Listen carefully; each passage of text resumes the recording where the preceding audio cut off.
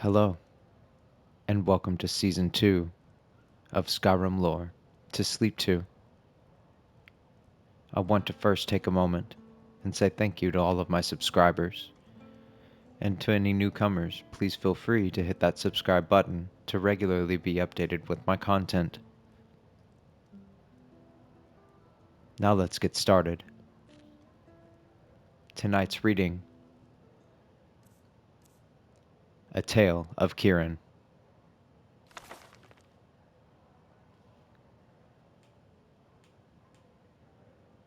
Librarian's Note: the recorded tales of Kieran the Bard fall into three categories: the Woodland Cycle, Castles and Kings, and an unnamed cycle of lusty tales, recently destroyed by mysterious accident. Some are in the bard's own hand, while others, mere shadows of the originals, remain only as bedtime tales for children. The structure exemplifies the helical form favored by listeners about the hearth on a long winter's eve. As to whether they describe real events, be allegory, or be mere entertaining fancy, the reader must decide. Kieran was on the road from Wren to Fairtree when he grew weary from the midday sun. His boots were tight, and he thought to remove them for a bit in the shade of a nearby oak, oaks being a favorite of bards. This particular oak was venerable and gnarled, with sturdy branches that dipped and swooped, nearly touching the ground in spots. From its shade, Kieran watched the forest creatures playing in the warm sun. But for the rustling of the leaves, high above, the only sounds were of butterfly wings and birdsong. What a peaceful day, Kieran thought as he watched a butterfly drift by. What a beautiful day. In truth, since bards first told tales, has there ever been a day more peaceful and beautiful than this? He drank from his water skin, and taking his lute from its sack, cleared his throat and began to sing.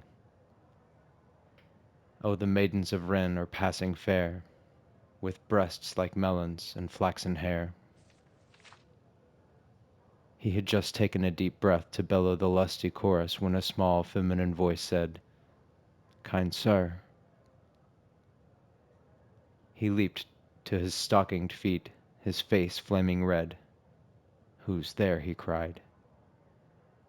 The small voice repeated, "Please, sir, if you will be so kind." Kieran looked about, but saw no person or creature addressing him. "Pray thee," he cried, "show thyself, or have cause to fear my dagger." He tried desperately to remember where he had last seen it. "Whether thee be friend or foe, pray thee show thyself now." The small voice replied from above him, "Kind sir, thou hast no cause to fear me, and I am in need of help. Can thou find it in thy heart to aid me?" He looked up and saw naught but a small robin's nest, three branches above him. Climbing swiftly, he found a robin with three tiny robinlings, their mouths open wide. "Good morning, Mother Robin," he asked. "Can it be thee who addresses me thus?" "Kind sir," she replied, "I have hurt my wing, and it will be at last a day before I might fly. If my children do not eat soon, they will die. Would you be so kind as to bring a fat, juicy meal? Would you find a caterpillar, or earthworm, or grub for my children?" Now Kieran was kind of heart, and it was not within him to refuse a plea such as this. So off he went into the forest. Searching under some mulberry leaves, he soon found a small green caterpillar. It seemed a perfect meal for the young robins. Plucking it from the leaf upon which it fed, he prepared to hurry back to the oak when he heard a tiny voice. He opened his hand, and the caterpillar looked up at him, with her big brown eyes wide with fear. "Kind sir," she said, "wouldst thou kill me so thoughtlessly?" Kieran scratched his head in puzzlement, and the caterpillar continued. "When thou cooled thy feet beneath the oak, didst thou not find joy in my parents' beauty, as they danced before thee in the sun? I too am soon to change. Wouldst thou deny thy successors the joy of my dancing? And if I do not live to have children, how will thine own children find such joy? Please, sir, would not an earthworm serve the needs of the robinlings just as well?" Kieran looked into the eyes of the caterpillar and knew that he could not feed her to the robins. Carefully, he placed her beneath the mulberry bush and continued his search. Near a rushing brook, Kieran found a flat stone that, when moved, revealed a juicy earthworm enjoying the cool, moist earth. "Aha," he thought, "as nice as the caterpillar may have been, this truly seems a more fitting meal for young robins." He had no sooner plucked the earthworm from its cool abode, where it had been frantically trying to burrow away from him, when he heard a voice, so faint he thought he might have imagined it. "Kind sir," he thought he heard, and Kieran looked in his hand. The worm continued, "I am but a lowly creature, it's true, but might I plead such a case that I have?" Kieran rolled his eyes skyward as the worm sat up and seized its chance. "I am not a low-born worm like others you might find. No, I am a prince among earthworms. I come from an ancient lineage. My ancestors burrowed the earth when fires belched from black pits throughout these lands. I command millions like myself. Were it not for my loyal followers, you, good sir, would be up to your neck in leaves, tree trunks, and moldy carcasses. I'll make a bargain with you. If you release me and choose instead a pathetic grub for the robinlings, I will dispatch an entire clan of earthworms to keep your foreyard clean and sweet-smelling for as long as ye shall live." The earthworm looked hopefully at Kieran while calculating the distance to the ground. "Good sir, what say ye?" Kieran was beginning to lose his patience, but, seeing the value of the earthworm's offer, decided that a grub would indeed make a tasty morsel for the young robins. He returned the earthworm to its moist haven and carefully replaced the flat stone above it. And, true to his desire, a short while later, in a forest glade, beneath a wide slab of discarded bark, Kieran chanced upon that which he sought, a fat white grub that would grow the robinlings into beautiful songsters. He plucked it from its hiding place and set forth. It was a beautiful day indeed. Nearby, in stately Trowbridge, King Caledon did live with his lovely daughter, Ainlia. The princess was the apple of the old man's eye, and the crown jewel of his small kingdom. He looked upon her with blind pride of a doting father, and she, for her part, did not but bask and flourish in his bounty. Trowbridge was quiet now, the chief sounds being the clatter of cartwheels and the cries of street vendors, but it was not always so. 3 years earlier there had been trouble with Carthon, to the west. It was not much, a border dispute, but the king persuaded the wizard named Losiard to come to Trowbridge, and his employ aid him in the contest. Losiard was unknown by all in Trowbridge, and kept to himself within the palace, coming and going as he pleased. When Trowbridge prevailed, with almost no loss of life, there was a joyous celebration for days and weeks thereafter. Time passed, yet Losiard remained.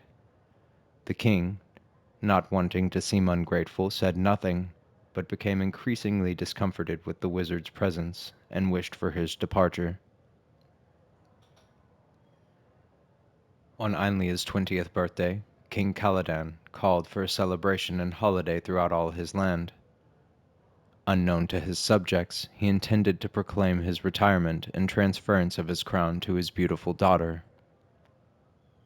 Out of politeness and nothing more, he invited the wizard Losiard to aid him in devising a proper speech. Losiard was furious. He paced his chamber, his black brows knitted with intensity that it would have soured any cow's milk. "Why," he cried aloud, "am I treated so unjustly by the old buffoon? Were it not for my skills, the border contest, mayhaps even the kingdom itself, might have been lost. I deserve more. I deserve the crown. To give it to that primping, simpering daughter of his who thinks not more than her own whim is a slap more stinging than that of a gauntlet. I will have justice. I will demonstrate amply for all to see wherein lies true power."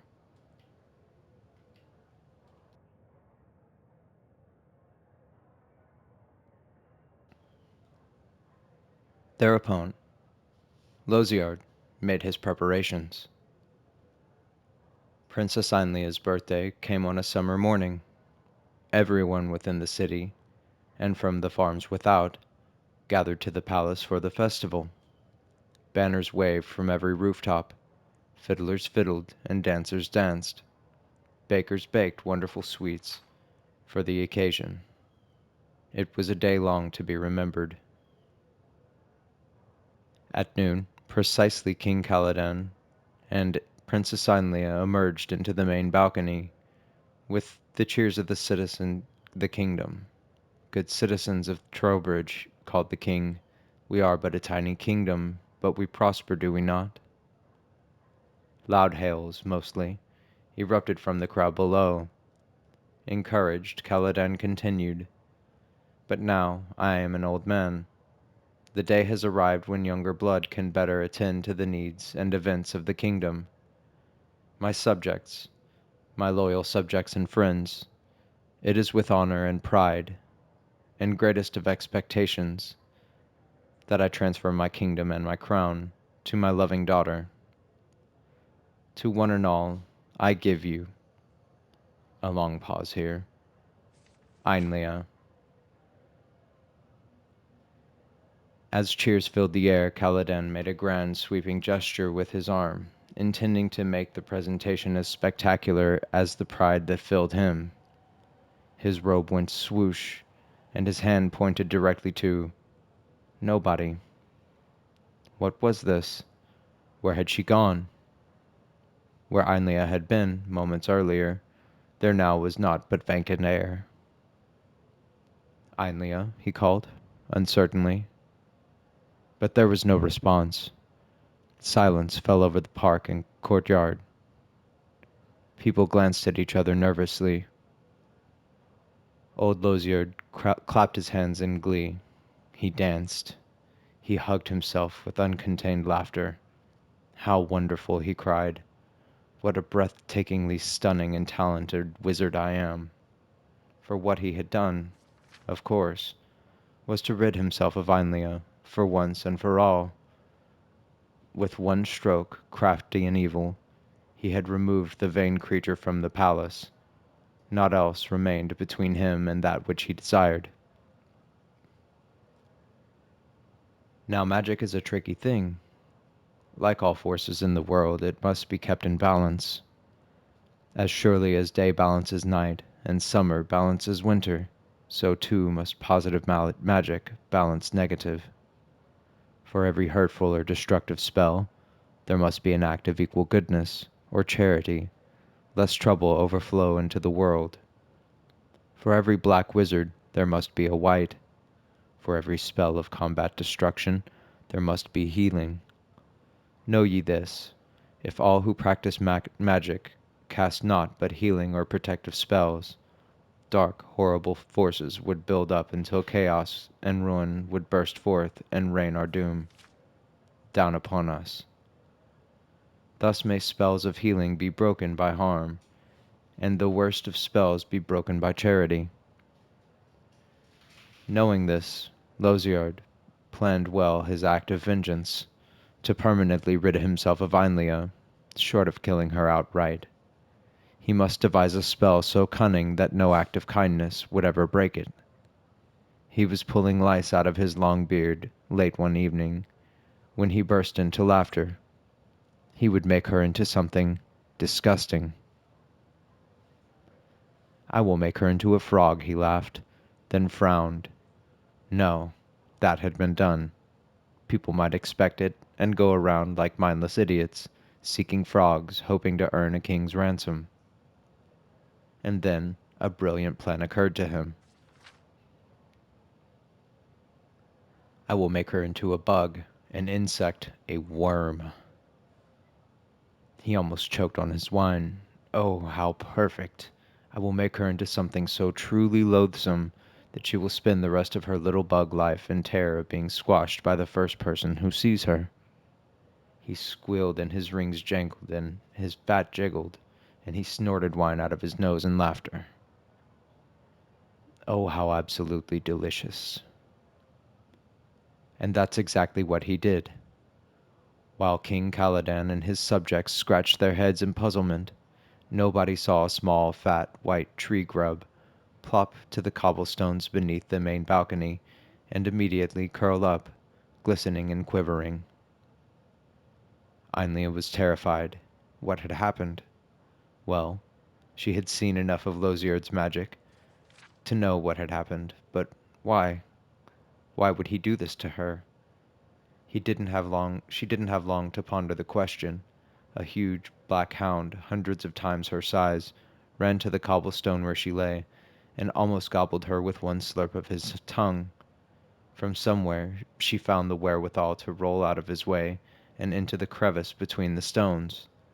His huge slurpy tongue followed her, drooling and panting great hurricanes of hot, awful breath down at her. But just as the tongue was about to lick her into the waiting stomach, the hound's owner yanked his massive chain and pulled the beast toward home.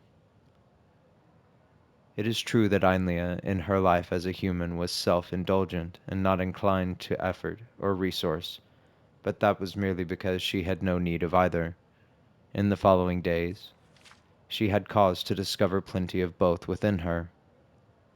After the incident with the hound, she knew she must go far away from people and dogs, and she knew what kinds of creatures dined on grubs, too. She slept out of sight under leaves, in places where grubs would not likely be sought. Even so, Ainlia's days were filled with terror and adventure. There were circling hawks by day and owls by night.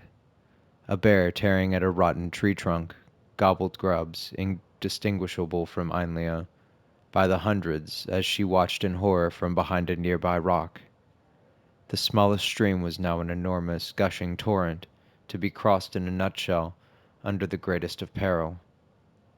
Ainlia passed these tests, along with many others, and she passed them well. It was on her 10th such day that a clumsy boot kicked aside the piece of bark under which she had sought shelter from the sun. Blinded by the sudden light, she heard an exclamation from high above. Then, before she could react, 2 fingers dropped from the sky and plucked her up and deposited her firmly inside a huge fist. 10 days ago, Ainlia would have been paralyzed with terror, but that was 10 days ago. Her mind raced. Who is this clumsy idiot anyway? She thought, and what on earth does he want with a tree grub? At least he didn't squash me on the spot. That's encouraging, isn't it? So he must be here to rescue me.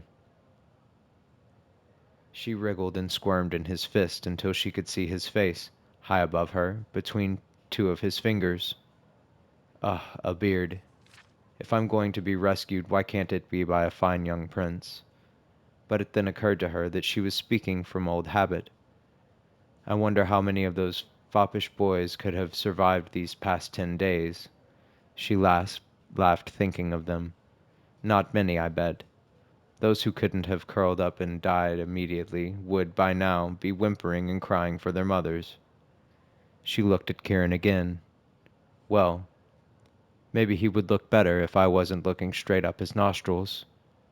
Ouch. Why isn't he more careful with me? And then it occurred to Ainlia that, if the Soph were truly rescuing her, he probably would have said something to her. Uh-oh.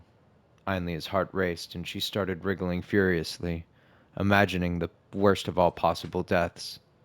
He must be going fishing.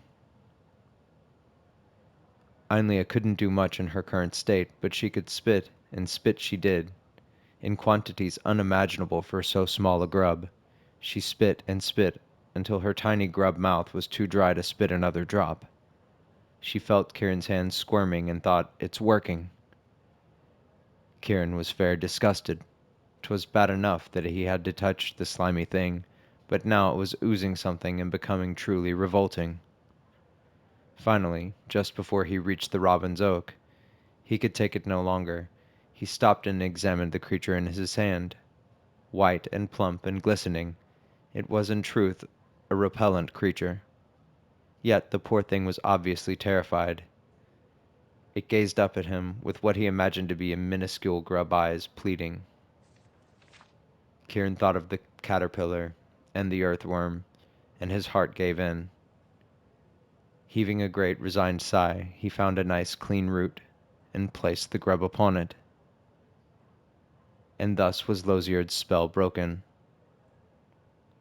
None could have been more astonished than Ainlia when she unexpectedly grew to her former size, except perhaps for Kieran, who nearly died of fright. He was no more than catching his breath when Ainlia regained her wits, raising her index finger, warning Kieran not to say even one word. Ainlia snatched Kieran's coat to cover herself.